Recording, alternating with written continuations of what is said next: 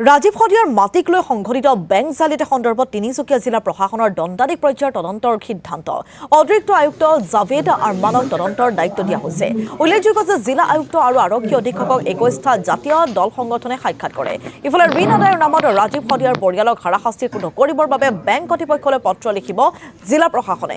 সমগ্ৰ বিষয়টোক লৈ তিনিচুকীয়া জিলা আয়ুক্ত আৰু আৰক্ষী অধীক্ষকে বিহিত ব্যৱস্থা গ্ৰহণৰ সম্ভাৱনা প্ৰকাশ।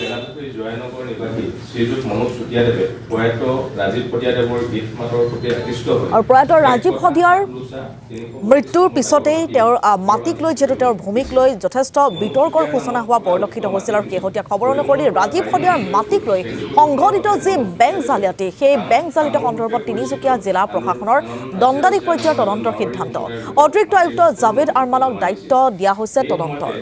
আৰু জিলা আয়ুক্ত আৰু আৰক্ষী অধীক্ষকক ২১টা জাতীয় দল সংগঠনে এয়া সাক্ষাৎ কৰা পৰিলক্ষিত হৈছে। ইফালে ঋণ আদায়ৰ নামত ৰাজীৱ সদিয়াৰ পৰিয়ালক হাৰাশাস্তি নকৰিবৰ বাবে বেংক কৰ্তৃপক্ষলৈ পত্ৰ লিখিব জিলা প্ৰশাসনে। সমগ্ৰ বিষয়টোক লৈ তিনিচুকীয়া জিলা আয়ুক্ত আৰু আৰক্ষী অধীক্ষকে বিহিত ব্যৱস্থা গ্ৰহণৰ সম্ভাৱনা ইতিমধ্যেই প্ৰকাশ কৰিছে এই সাক্ষাতত। এইবোৰ আলোচনা চলি থাকোঁতে মনোজ চুতীয়াৰ একমাত্ৰ পুত্ৰ সন্তানটো দুৰ্ঘটনাত পতিত হৈ মৃত্যু হয়। মনোজ চুতীয়াৰ মানসিক অৱস্থা অতি শোচনীয় হৈ পৰিল। প্ৰায় ১ বছৰমান মনোজ চুতীয়া ঘৰতে সোমাই থাকিল। এই সুযোগতে আনন্দ আছিয়াল আৰু বেংক মেনেজাৰ অমিত ঝাই মিলি বিজেশ সিং নামৰ আনন্দৰ এজন কৰ্মচাৰী নামত পান কাৰ্ডখন জমা দি আৰু শ্ৰেণী পৰিৱৰ্তনৰ কাৰণে দিয়া মনোজৰ নথি পত্ৰবোৰ বন্ধকীত থৈ মনোজ চুতীয়াৰ অজ্ঞাতে ৫০ লাখ টকা লোন আদায় কৰে। মনোজ চুতীয়াই তেওঁৰ নামত এটা ডাঙৰ জালিয়াতি হোৱা বুলি জানিব পাৰি তিনিচুকীয়া সদৰ থানাত ২ অভিযুক্ত আনন্দ আছিয়া আৰু অমিত ঝাৰ নামত গোচৰ 156/২০২০ চনত দি ৰাখিছে। এতিয়া কথা হ'ল উক্ত লোনৰ টকা বেংকক সময়মতে পৰিশোধ নকৰা এতিয়া পাঞ্জাৱ নেশ্যনেল বেংক তিনিচুকীয়া শাখাই মাটিখিনি নিলাম কৰিব বুলি মনোজ চুতীয়া দেৱৰ নামত জাননী প্ৰেৰণ কৰিছে। আমি মহোদয় এই বিষয়টোৰ উচিত তদন্ত কৰি প্ৰকৃত দোষীক উপযুক্ত শাস্তি প্ৰদান কৰি মনোজ চুতীয়াৰ নামত সন্দৰ্ভৰ সবিশেষ জনাব আমাৰ সাংবাদিক জিতুল দত্তই।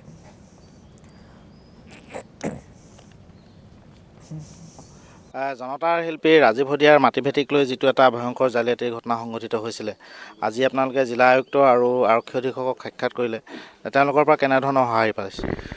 যোৱা ২৬ জানুৱাৰী তাৰিখে প্ৰয়াত গণশিল্পী ৰাজীৱ সদিয়াৰ বাসগৃহত আমি তিনিচুকীয়া জিলাৰ বিশেষকৈ প্ৰায় সকলোকেইটা দল সংগঠন, সকলো জাতীয় জনগোষ্ঠীয় দল সংগঠন এক আলোচনাত মিলিত হৈছিলোঁ। আৰু আলোচনাৰ মিলিত হৈ আপোনালোক সকলোৱে আছিলে যে সকলোৱে গম পায় যে সেইদিনাৰ আলোচনাৰ মৰ্মে সিদ্ধান্ত হৈছিলে যে এই উক্ত বিষয়টোত এই যে ৰাজীৱ সদিয়াৰ পৰা তেনেকৈ মাটি কাঢ়ি লৈ গৈছে, এই যে মনোজ চুতীয়াক বিভিন্ন ভুৱা নথি পত্ৰৰ সহায়ৰ জৰিয়তে তেওঁলোকে আমাৰ অসমীয়া মানুহৰ পৰা যে মাটি কাঢ়ি লৈ গৈছে, এই গোটেই বিষয়টোক লৈ আমি সেইদিনা সিদ্ধান্ত লৈছিলোঁ। আৰু আজি সেই সিদ্ধান্তৰ মৰ্মে আমি অসমৰ প্ৰায় সকলো জাতীয় দল সংগঠন আজি প্ৰথমে আমি তিনিচুকীয়াৰ আয়ুক্ত মহোদয়ৰ ওচৰত আমি আহিলোঁ। সকলো দল সংগঠনে পৃথকে পৃথকে স্মাৰক পত্ৰ দিছে আৰু স্মাৰক পত্ৰ দি আমি সকলো দল সংগঠনে এটাই কথা কৈছোঁ যে প্ৰয়াত ৰাজীৱ সদিয়াৰ যি টুকুৰা মাটি তেওঁ মনোজ চুতীয়াই তেওঁক দান দি থৈছিলে ৩২২ নং দাগ আপোনাৰ গেলাপুখুৰী গাঁৱৰ ১৭ নং পথাৰ ১.৭৭ লেচাৰ যি টুকুৰা মাটি, সেই মাটি টুকুৰা কোনো পধ্যে যাতে বেংকে কাঢ়ি ল'ব নোৱাৰে আৰু সেই মাটি টুকুৰা যাতে প্ৰয়াত গণশিল্পী ৰাজীৱ সদিয়াৰ নামত থাকি যায়, তাৰ কাৰণে আমি প্ৰথম দাবীটো উত্থাপন কৰিছোঁ। আৰু দ্বিতীয় দাবীটো হ'ল যে কোনো পধ্যে যাতে বেংক কৰ্তৃপক্ষই, পাঞ্জাৱ নেশ্যনেল বেংক কৰ্তৃপক্ষই কোনো পধ্যে যাতে মনোজ চুতীয়াক কোনো ধৰণৰ হাৰাশাস্তি নকৰে, তাৰ কাৰণে আমি দ্বিতীয় দাবীটো উত্থাপন কৰিছোঁ।